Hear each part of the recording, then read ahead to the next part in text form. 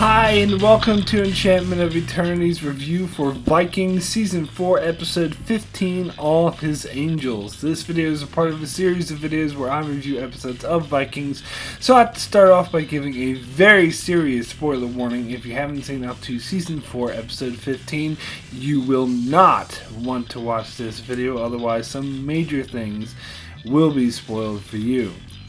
So let's go right ahead and jump into it, and by now I'm assuming if you're still watching this, you've seen the episode and you know Ragnar Lothbrok is dead. So those who are familiar with the history of Ragnar Lothbrok knew that this was coming because this is something directly based off of historical accounts of Ragnar was killed by King Alar, who threw Ragnar in a snake pit. But of course, a lot of the details are unknown to history, so the show had to fill in a lot of blanks or change a few things for dramatic and storytelling purposes, so it's not like there were no surprises.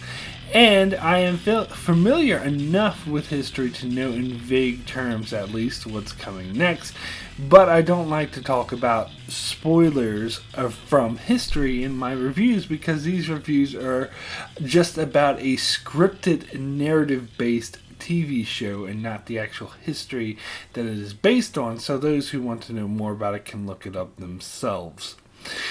Which is why I hadn't mentioned this scene in any of my previous reviews, even though I knew it was coming. In fact, I predicted it to myself several weeks ago that this would happen tonight in episode 15.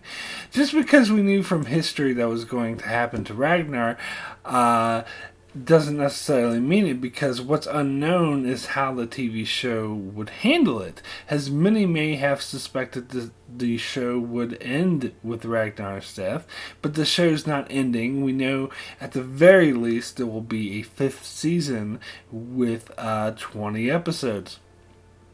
And one doesn't need to know history to guess that the show will then change focus to Ragnar's sons. Specifically, Bjorn and Ivor, as it's obvious those are the two this season has been focusing on. It is odd that Ragnar dies right in the middle of the half season, as Ragnar has been the main focus of the show since the very first episode. You think if they were going to kill him before the show ended that they would have done it in a season finale. But I can definitely see why they did it this way, as we have 5 episodes before the season ends to switch focus and adjust to a show without Ragnar Lothbrok. And personally, I'm okay with Vikings without Ragnar, and I think if anything, it will reinvigorate the show as it will feel more fresh and new, and I very much look forward to seeing what they do with Bjorn and Ivor the Boneless. So getting into the episode itself, I think it was the perfect episode to show Ragnar's death, and they gave it the gravity that it needed. It was a very heavy episode emotionally, and the music and the style was all very effective in being sorrowful, but in a thoughtful rather than melodramatic way, which is totally in keeping with the tone that Vikings is always set. And it was great that this episode didn't switch focus to different storylines, and it stayed with Ragnar the whole way through up until his death, and we only get one extra scene with Ivor returning home, which is something I think we totally needed to see. And while there were parts of this episode, particularly towards the beginning, I felt moved a bit slowly and dragged on a bit, it did pick up later in the episode and became very heavy. The scene where Ragnar gives Alfred Athelstan's cross was really touching, but my favorite scene by far was when Ragnar was talking to the blind man who was driving the horses, and especially when he turned into the seer.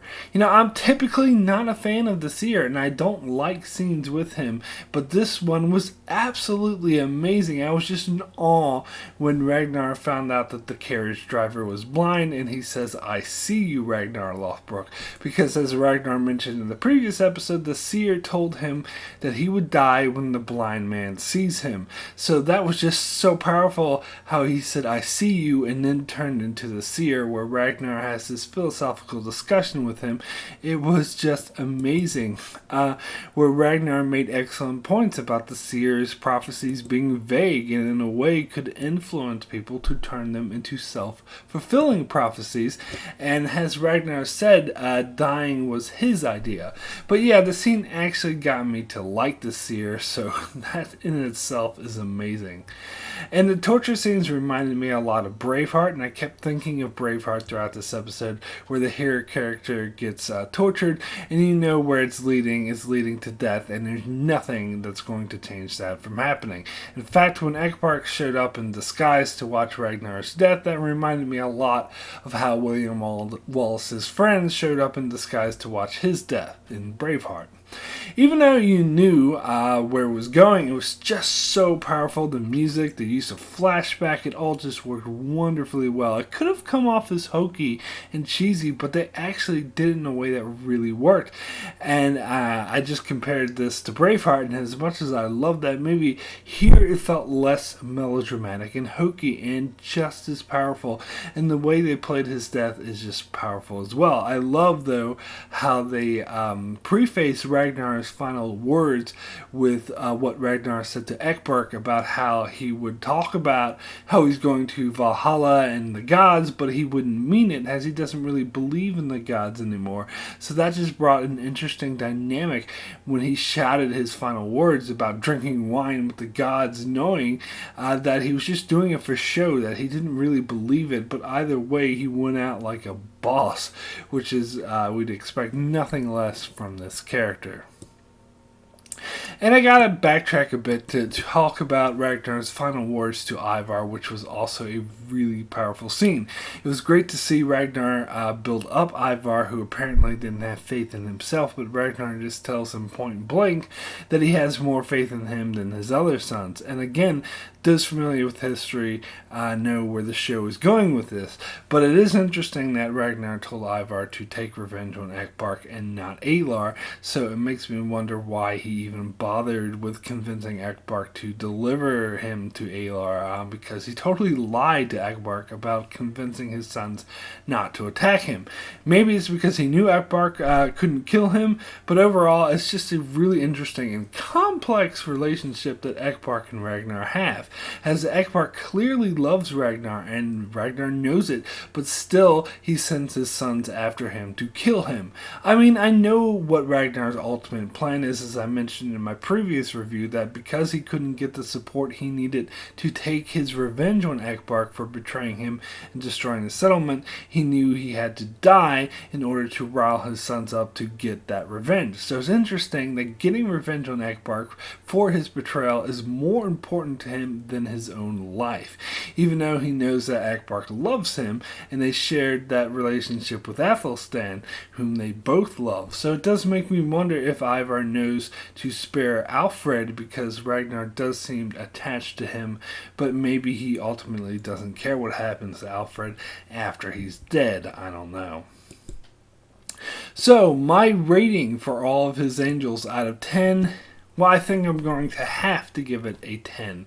I was close to giving it a 9, as it wasn't that dynamic of an episode, but the more I think about how powerful this episode was and just how monumental this episode was, I have to give it a 10. I imagine years from now, looking back on Vikings as a whole, that I will look specifically as this episode as one of the key monumental moments of the entire series, and it was just handled so well. I just can't stress this enough. This is the best that this episode could have been. They couldn't have handled Ragnar's death any better, as it was just so powerful, and I dare say a key moment in television history. So that's it for my review of all of his angels. Be sure to check back here as I continue to review episodes of Vikings. And yes, I am very much looking forward to seeing what they do with this show next, that Ragnar is now gone.